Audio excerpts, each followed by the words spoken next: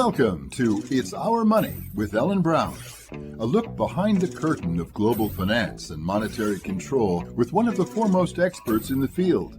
Author of the bestseller Web of Debt and the Public Bank Solution, Ellen Brown's groundbreaking work began the movement to create new American public banks. We'll look at issues surrounding the world of money and the systems and powers that control it, as well as the progress being made on the public banking frontier. The program is underwritten by Public Banking Associates, a national consultancy of experts advising government leaders pursuing the creation of their own public banks at publicbankingassociates.com.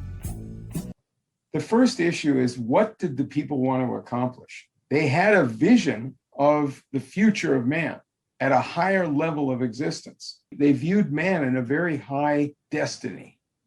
Going with that, they wanted to have a fundamental change in the powers of workers and the people that made investments. They needed to change the geography of the country. They needed machines that hadn't existed before. Opposed to them was the British Empire as a system, including the Southern slave owners. And they were part of a worldwide imperial system. They viewed man completely differently than our leaders did.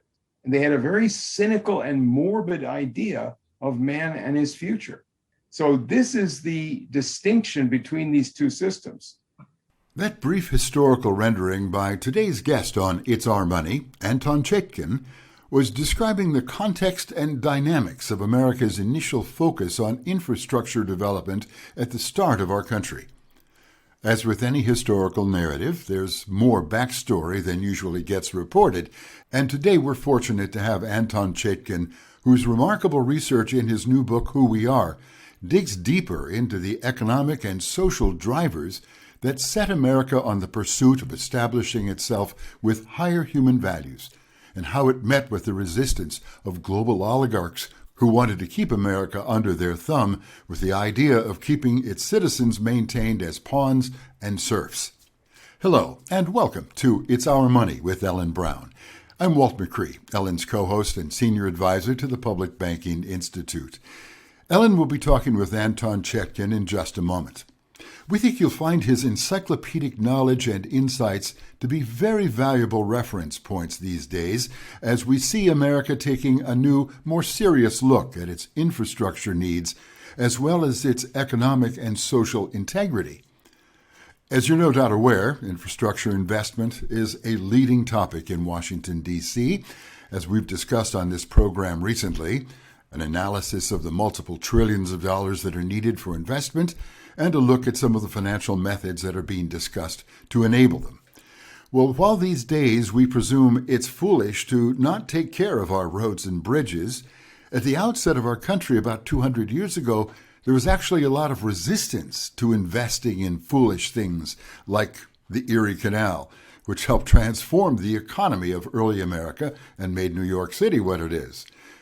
Chaitkin observes that the imperialist moneyed elites in both London and America intended to keep the rabble of citizens everywhere stuck in lives with little promise but to keep working for their security, never really rising above the point of production of profits for the owner class, never being able to acquire the privilege of the higher elements of life for which humanity was believed to be destined in our country.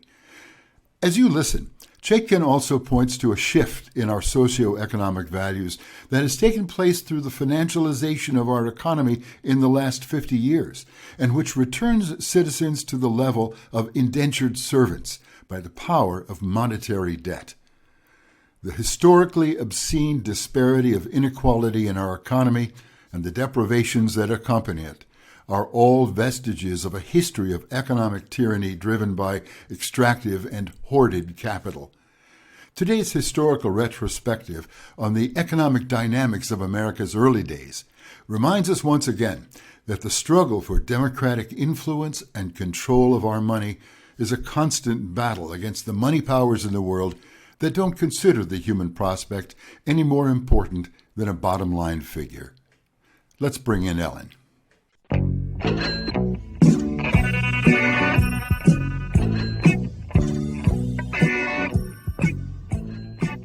It's It's my pleasure to be speaking to Anton Chaitkin, who is a historian, former political activist, and author of 3 books and hundreds of articles. His latest book, which came out late last year, is called Who We Are, America's Fight for Universal Progress from Franklin to Kennedy, Volume 1, 1750s to 1850s. So that covers like the history of the United States up to the Civil War, and then there is a forthcoming book on this up till the present. So, Anton, it's a pleasure to be speaking to you. Thanks, Ellen. It's very good to be with you. Okay, so of course, we focus on this show on money and banking, and what I particularly liked about your book was that it's actually inspiring. A lot of people today are not real proud of being American. We seem to, I mean, you've gone into the American system versus the British system, and I'll let you explain what that is, but we seem to be reverting to the British system, which is kind of imperialism, or as John Adams said, there are 2 ways to conquer and enslave a nation. One is by the sword and the other is by debt, and we seem to be doing both of them abroad. But it wasn't always that way, and we definitely had an inspiring history. So could you explain what we were up against and, just sort of give a capsule summary of that first period in our history?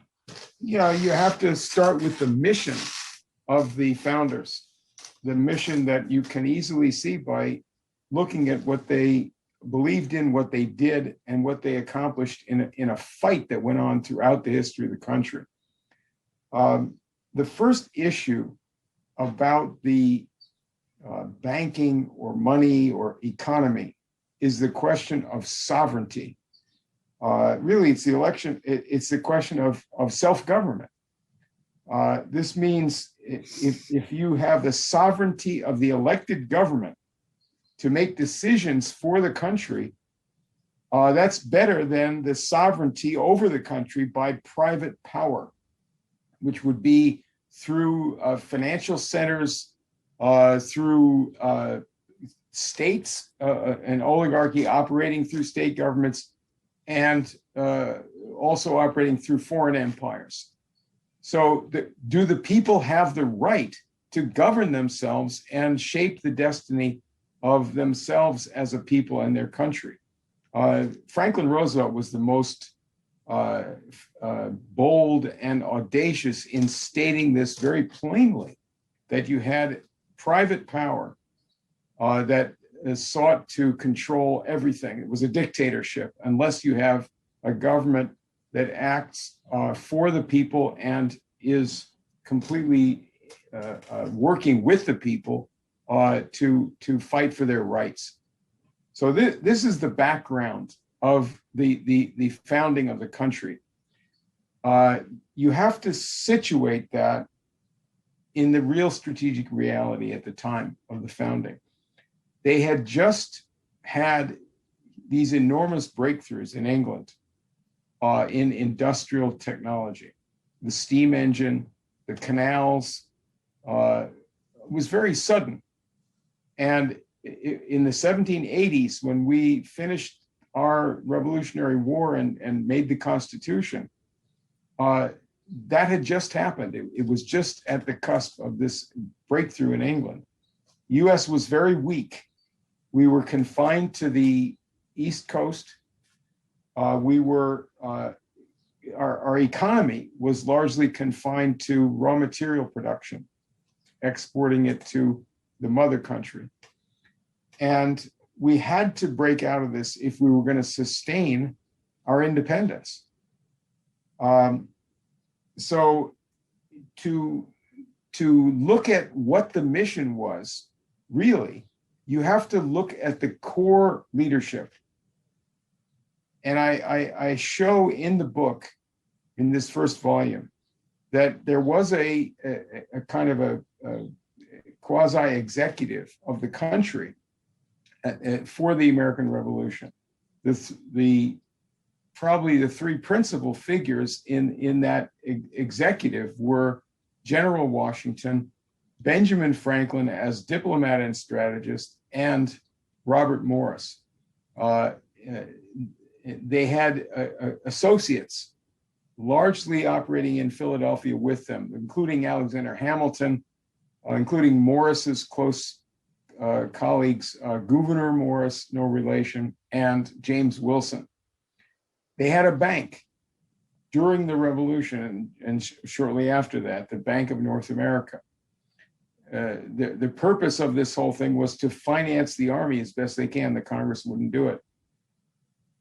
This core leadership continued as a small group, really, with common ideas. With Franklin, really the great inspirer. This group essentially composed the U.S. Constitution. And out of this group came the program that Hamilton put forward in the founding days of the U.S. Republic, including the Bank of the United States and an industrial development program. You talk a lot about infrastructure and industrial development, and of course that's a major crisis we're facing today. I think we need at least $5 trillion worth of infrastructure, and that the normal choices are go into debt or tax the people, and neither one is, both are pretty unpopular at the moment. But and the other alternative is a national infrastructure bank, which of course I'm totally in favor of. But in the Washington and the founding fathers were faced with the same problem. They were in debt. The states were heavily in debt. They needed infrastructure. So can you explain a bit how they did it? And also, of course, Lincoln and Roosevelt, they all had the same problem of facing massive financial crises, and still somehow they managed to do brilliant infrastructure projects. So, all right. So you have to bring in a couple of other elements into this issue, because it doesn't work simply on the basis of financial considerations, the way they're usually seen. The first issue is, what did the people want to accomplish who were promoting a transformation of the economy? They had a vision of the future of man at a higher level of existence, rather than simply toiling, dusk to dawn and being limited in their powers. They viewed man in a very high destiny. They were optimistic people, and going with that, they wanted to have a fundamental change in the powers of the workers and the people that made investments. What would people be able to accomplish? So they needed totally new technology. They needed to change the geography of the country, breaking through the Appalachians. They needed machines that hadn't existed before. Opposed to them, and this is the other element you have to bring into this, was the British Empire as a system, including the Southern slave owners, exporting first tobacco and rice and then cotton. And they were part of a worldwide imperial system. They wanted to stay in that system, in a semi-colonial status. What did that system and its leadership in London want? First of all, they viewed man completely differently than we did, than our leaders did, our best leaders. They viewed human beings as mere animals, and they had a very cynical and morbid idea of man and his future, constant wars and so forth. They decided as an imperial leadership, at the point that they had seen the Industrial Revolution in England, they decided in London that no other country would get these powers. Then they could rule the world, or that system could rule the world. So these are the two ideas of what's going to happen. One of them says we have to transform the economy and our powers as a country with a higher level of technology, a higher level of culture, of skill, to fulfill our destiny as human beings. And they spread that idea to many other countries: Germany, Japan, Russia, even countries in the British Empire, like Canada and Australia, the American idea of progress, in that sense, greater powers over nature, an optimistic view of man. So this is the distinction between these two systems. It was squelched in our country in the 1790s. Hamilton's program for the bank was established and it helped stabilize the economy, but it did not really accomplish the industrial transformation that was needed right away.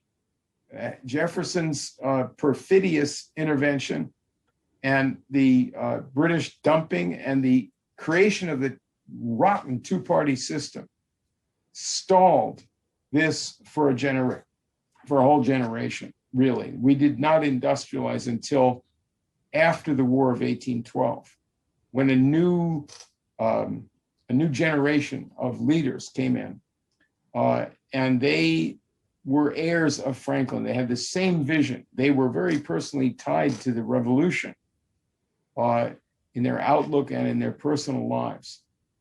And they put through a completely new policy for the country based on the original founding mission. And to understand this, you have to get into the story of who these people are that led this revolution in our policy.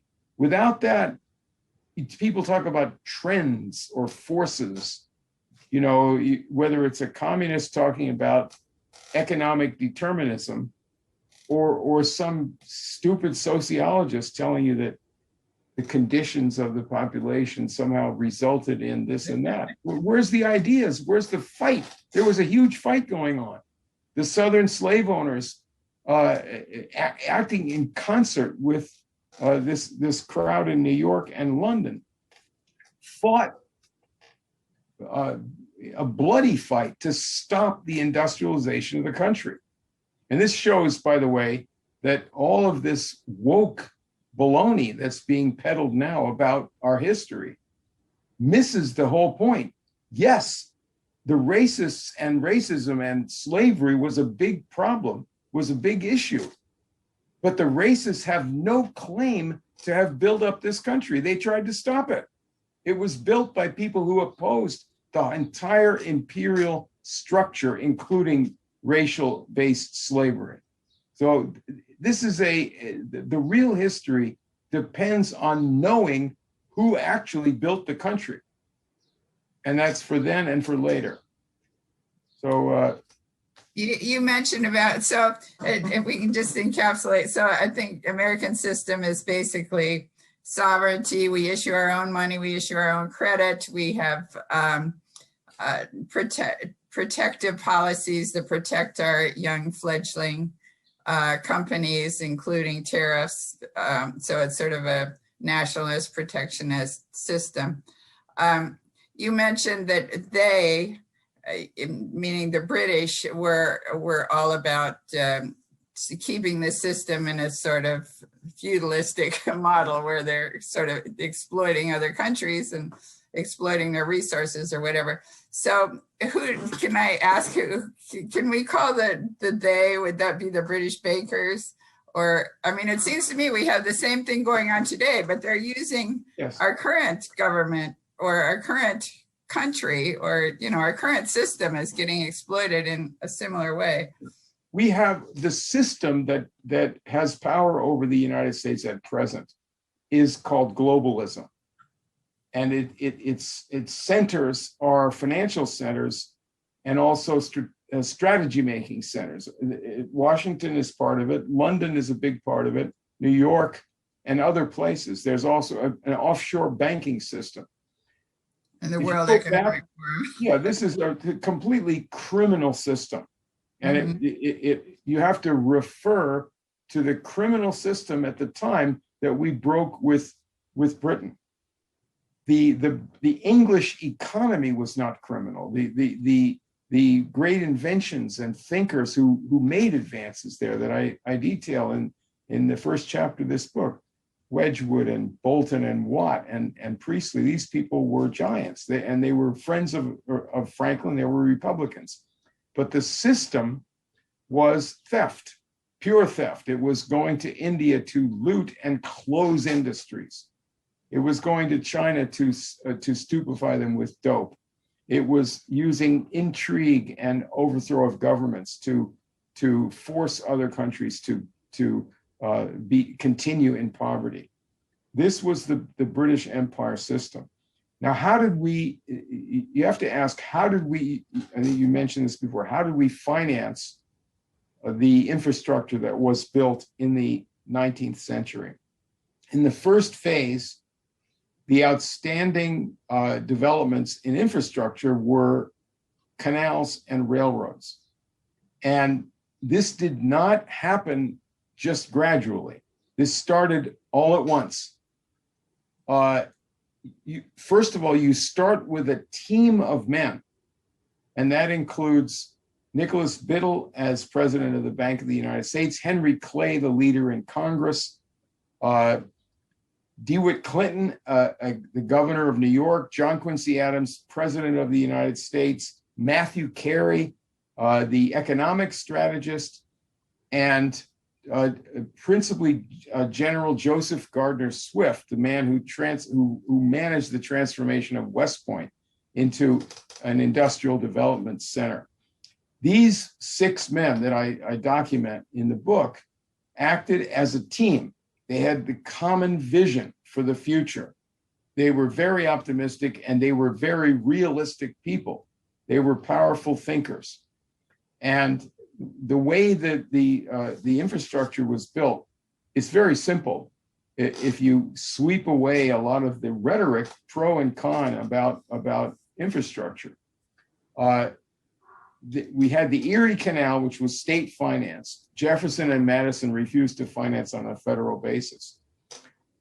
DeWitt Clinton was part of the team with these other men that developed the Midwest canals. The federal government under John Quincy Adams put out land grants, and these were for the states that were developing this system in Ohio and Indiana, and then Illinois. There was involvement of the Army engineers. This entire system of canals that connected the Atlantic Ocean to the Great Lakes and to the Mississippi River, when it was finished, was a project of our country, of our nation. And the railroads were similar. It was the same thing. The railroads were financed by government, national, state, and local governments. Army engineers designed the first railroads. They were assigned by John Quincy, President Adams.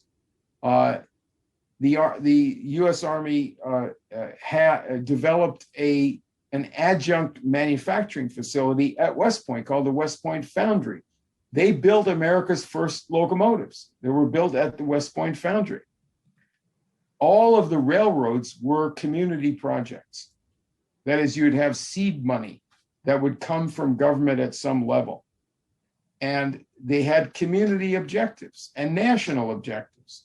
The Secretary of War for John Quincy Adams, Philip Barber, said, we're assigning these engineers to the Baltimore and Ohio, the first railroad, these Army engineers, because this has a national strategic purpose. So the idea that some robbers in Wall Street or Rothschild in England built our railroads is just wrong. It's totally false. They put their money into things after they were built or while they were being built, because with the Bank of the United States ensuring a good flow of credit to productive enterprises and holding back on speculation and robbery by irresponsible private banks, private investors knew they could make a good return by investing in things that were useful to the community. And that was the railroads and canals and so forth.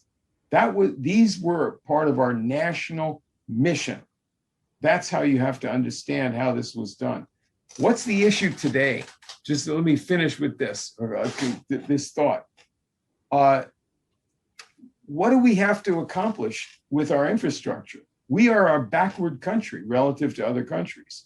Relative to our own needs, we are tragically backward in our infrastructure and in our industry and in our science.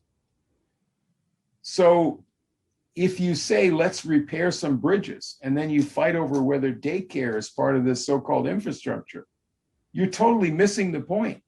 We have to transform the country with new infrastructure. There's a suppression of a debate and discussion on this. Simply, trickling in money or just spending money and pouring money out to some group or to poor people is going to accomplish absolutely nothing except inflation and chaos. You have to have a gigantic new infrastructure in place. High-speed trains have to be put in place. New transit systems, new systems of all kinds in the cities. You have to have nuclear power plants. There's no way to provide the level of energy throughput that's needed in the United States or in other places in the world, like Africa, that has a disaster of 500 million with no electricity. You need nuclear power plants. You can't do it with windmills and solar power. And you have to look forward to the future in a huge investment in science, in the most far-reaching science, with the space program, with biological research, with medical research. These things are critical. What will happen if we don't do these things? China, Russia, and other countries that are going forward with their economies in this way are going to outclass us. And what that will lead to, based on our current leadership and system, is it will lead to a war, a cataclysm. Because this system cannot tolerate other countries doing what we can't do. We ought to join them. We ought to be the leadership in the world in development of our economy. But you can't do it without facing the fact that we're a backward country and we have to resume our revolutionary idea of the uplift of man. Yeah, I totally agree. So jumping ahead to your next book, where would you say we went wrong? I mean, how did we get off the rails in this great American system that we were promoting? Well, I don't want to give away too much of what's going to be in the second volume, but there was a huge showdown in the 1870s after Lincoln. Lincoln set the whole tone for the next phase of everything. So Lincoln and Franklin Roosevelt are the two poles of this period, this century. We had a tremendous second phase of development with electricity, whose development through Thomas Edison was backed, sponsored, and mentored by a nationalist center predominantly in Philadelphia. There was also a push to have tremendous development of the West with several simultaneous transcontinental railroads. We had a simultaneous development of Mexico going on. And we had, at the same time, the development of other countries that we were going to link up with: Japan, China, Russia, and Germany, particularly in Asia. So we were looking forward to a huge upsurge. The same idealistic strategists also developed the petroleum industry before Rockefeller took it over. And mass production in steel and other areas. Wall Street, as an adjunct to the city of London and to the imperial system, fought to bring this whole system down. They bankrupted Jay Cooke. That was not simply something that came from an overextended banking operation with the railroads. So there was a war between the nationalists and this Wall Street London combination. More and more power was taken over by this economic royalty, the imperial system. We fought like hell to keep going. The electricity was pushed despite Wall Street. They had to do a stockholders revolt against Morgan, and they got municipal entities to make the first power plants. Edison and his backers did that. But eventually, Wall Street predominated over these industries, took over all the main industries that had been developed by this national policy that we had. We had a couple of assassinations after Lincoln's that were important, Garfield and McKinley, two nationalists. And when you get into the 20th century, you have what is essentially a fascist empire developed that really started being developed in England in the late 19th century based on a whole new philosophy that we can identify really as fascism, eugenics, the whole idea of a world controlled by people with a feudal mentality. So when Roosevelt came in, he personally represented the founding purpose. He was a profound historian himself. It's embarrassing to the current leadership of the Democratic Party to discuss Franklin Roosevelt or John Kennedy because they represent a liberalism that's been abandoned, an idea of man, an idea of man's rights that's been abandoned. It's been abandoned by both parties. Where we went wrong was after FDR died. There was a rush by secret services and by the financiers to go back to the earlier J.P. Morgan Wall Street connection. John Kennedy went again back to his model, Roosevelt, and himself identified with the American Revolution, and gave us the moon program, the space program, a vision of global development with nuclear power and cooperation. After his murder, our enemies, the enemies of our country and of our civilization, more importantly, tried to impose a taking down of America's philosophy of progress. And you can say that's where we went wrong. The public accepted this change. It's not irreversible, despite a lot of pessimism that we have now from 50 years of bad times in many ways. But we have to recognize that we went wrong at that point. I'm looking forward to reading your second book as well, and this or your sequel.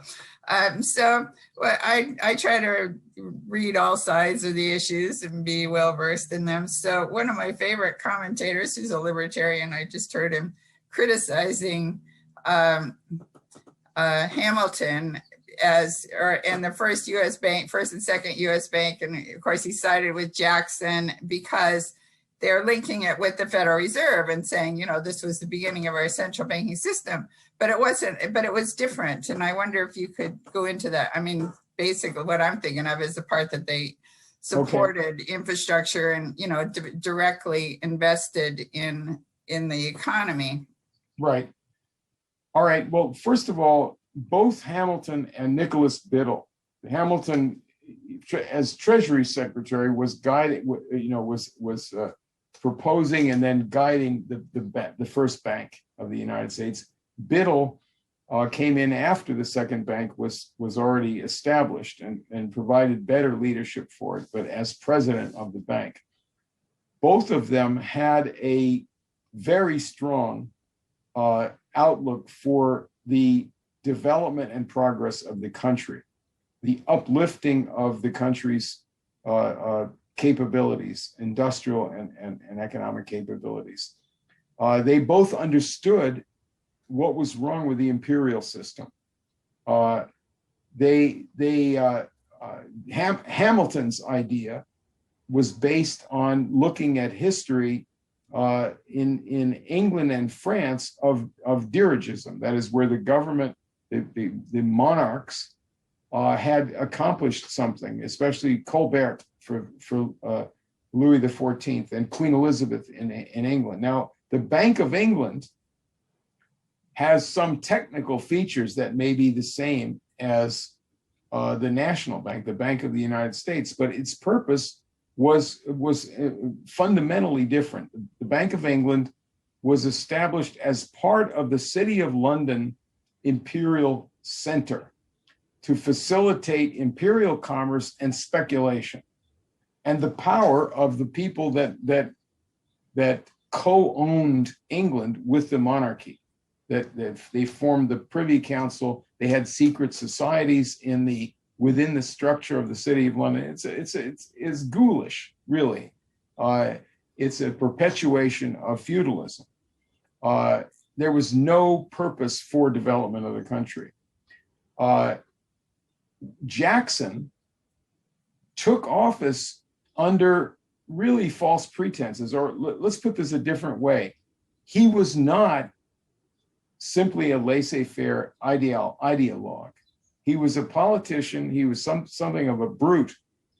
But the program of laissez-faire and small government or no government was not the program he ran for president on. It wasn't even until well into his administration that he started attacking the bank. And this was guided by Martin Van Buren and by agents of the empire like Churchill Cambrelling. The Southern slave owners demanded that we not allow any kind of directed development that would change the country away from an agrarian and a slave plantation emphasis. If you develop industry, modern industry and scope to the country, the slave system falls. It can't survive. If it's much more profitable to put your money into industry and skilled work than it is to have slaves, you can't sustain that. Your slavery dies. And they knew that. This was always the fight that was going on. The Federal Reserve, remember, was established in at the time, just before the First World War started. What was going on then was that the United States had started an entirely new world system of sovereign countries, particularly with Germany, with Russia, and with Japan. And the British could not tolerate this. All those countries were outstripping the British, led by the United States. So in order to topple that new system and allow them to dominate, allow their system to dominate, they instituted the kind of reckless alliances and destabilization that brought about World War I and other horrors. They sponsored Japan to attack Russia. They had a military alliance with Japan. They wanted to turn these countries against each other, and particularly against the United States. And so the Federal Reserve was set up at a time when we could have benefited from a Bank of the United States to be rebuilt. But instead, in that environment, the power of the Wall Street-London combination made this not a national bank, but made it a component of the Bank of England dominated system of central banks. This is a global system. And there arose after that World War I, possibly the most evil person in history, certainly rivaling Hitler and a sponsor of Hitler, named Montague Norman. He was the head of the Bank of England for 20 years until 1944. He instituted the first fascist government, which was in Austria. That was just before they did it in Italy with Mussolini. And the Bank of England, through Montague Norman, sponsored all of this fascism, including Hitler, with the help of their allies in Wall Street, such as Morgan, such as Bush's father, the Harriman Bank, and so forth. So the Bank of England is part of a system, a globalist system, and before the word globalism existed. Our bank was an instrument of the sovereignty of the United States. And somebody who says that Jackson was right in attacking the bank has to lie about two men. They have to lie about Hamilton. They have to lie about Nicholas Biddle. They can't tell the truth about those men. They also lie about Lincoln, right? Because Lincoln, or I think they don't know. That's why your book is good. Well, that's true. Most people don't know. The ones who lie are the ones who are trying to erase the history, the other history. Most people don't know. You're right. They're not lying. They simply, I think that Franklin Roosevelt didn't know this whole history. His own father was part of the really pro-republic side of this fight. His father played a role in trying to develop the South after the Civil War as a high functionary of the Pennsylvania Railroad in trying to build railroads and modernize the South. They were all defeated by the Rockefeller, Morgan, Ku Klux Klan combination. But I don't think FDR knew the whole story of Jackson and so forth. But he did praise Jackson and Jefferson because they have an image of being fighters for the people against an economic royalty. What Franklin Roosevelt did as against these words of his are quite contradictory. Yeah. I like the title of your book, Who We Are. I mean, that actually, I think, is what we've lost quite a bit. People don't know our history or what was special about the United States or where we were trying to go and what we did that was different from what had gone before. I mean, basically, we broke out of the feudalist system. And I mean, obviously, China is running circles around us in terms of infrastructure, but we still have the best Bill of Rights, I think, in the world. I mean, the fact that you can be individuals who have your own little small business or whatever. I mean, that was the original model. Of course, now we've pretty much crushed. Now we've crushed the middle class, but that's not, or the middle class has been crushed by now. But that wasn't the original system. If you had it all to do over again, I mean, to me, it's, we've worked on public banks now for 10 years and it seems like it's taken a long time, but just reading about the founding fathers and how long it took them, and they actually literally had to go to physical war to create their own systems. So I think we're actually making pretty good progress. But if you had it to do over again, or what would you say we need now in order to restore that system, like changes in the law or whatever, antitrust? I mean, I can think of a lot of possible solutions, but. Well, Jules Verne wrote a book, From the Earth to the Moon, right after the American Civil War. And this West Point foundry that had been established in this story set up this gigantic cannon to shoot people to the moon in this science fiction story in 1865. And this story was based on the idea that the world had gotten from the United States in that era, that the USA could do anything, could accomplish miracles, do anything. And it's based on both this exalted idea of human rights, which includes the right to a good standard of living, and also the demand that they not be oppressed either by the government or by private power. That's a tall order. because how can you have progress without some sort of power to accomplish things, political power? So this is a tall order, and we did this. We had that kind of vision and that kind of national success, and we did that several times. So right now, we have to.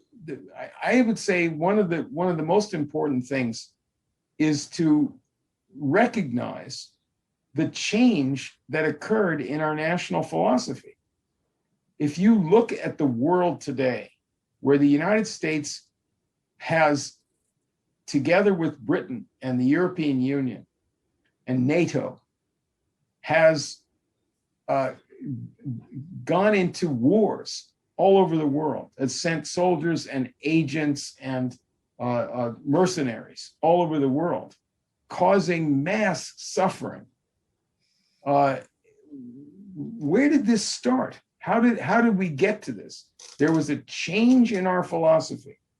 We now, as I mentioned, there's 500 million people in Africa that have no access to electricity, 100 million children basically starving. Do they have the right to a good life? Don't blame corrupt dictators in Africa or something like that. Look at our background, what we used to do, how we used to see human beings.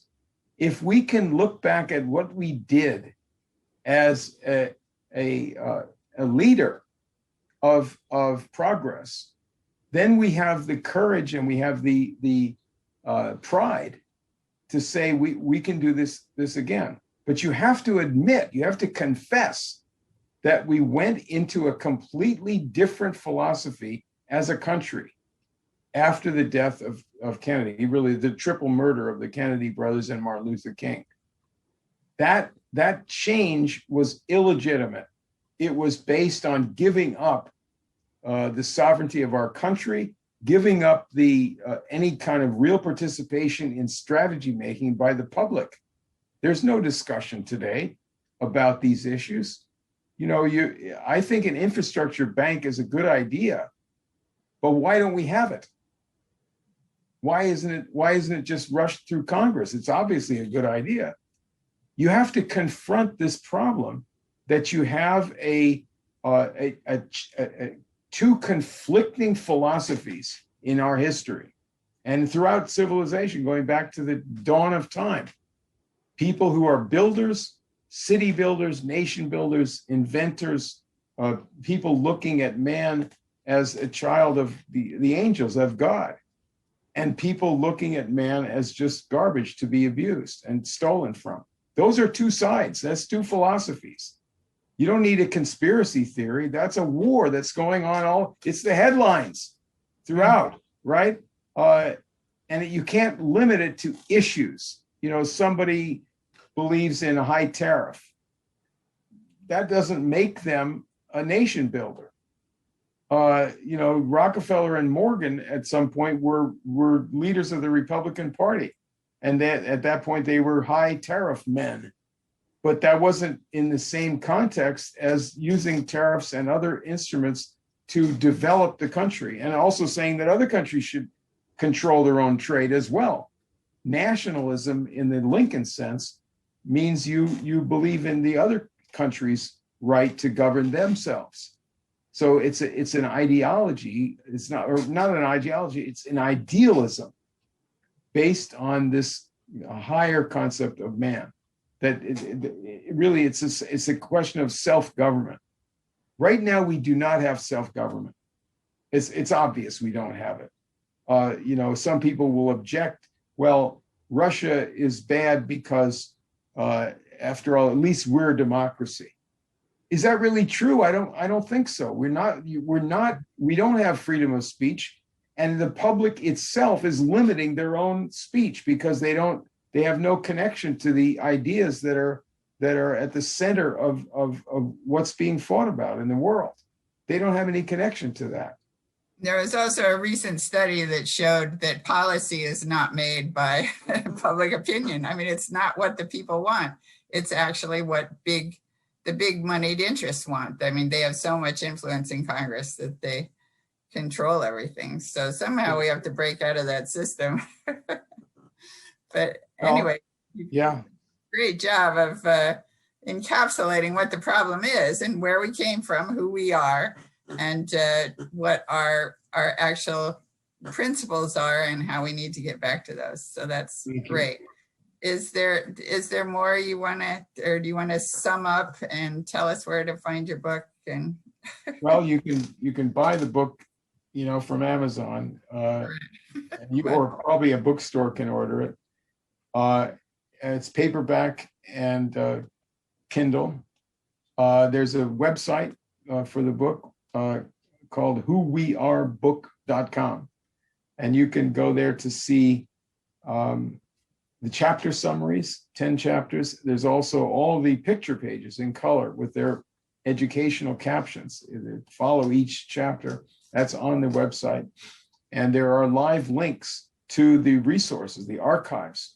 So one advantage taken of the internet is that you can follow up the huge amount of footnotes in the book and the bibliography to go to the archives and look at these things yourself and follow up leads that I'm providing to do your own work and have some fun with this and start some fights somewhere and say, look at this, go into a college, talk to a professor, talk to a student, talk to other people, to a political person. Look at this. Look who we were. Look who we are. This is who we are.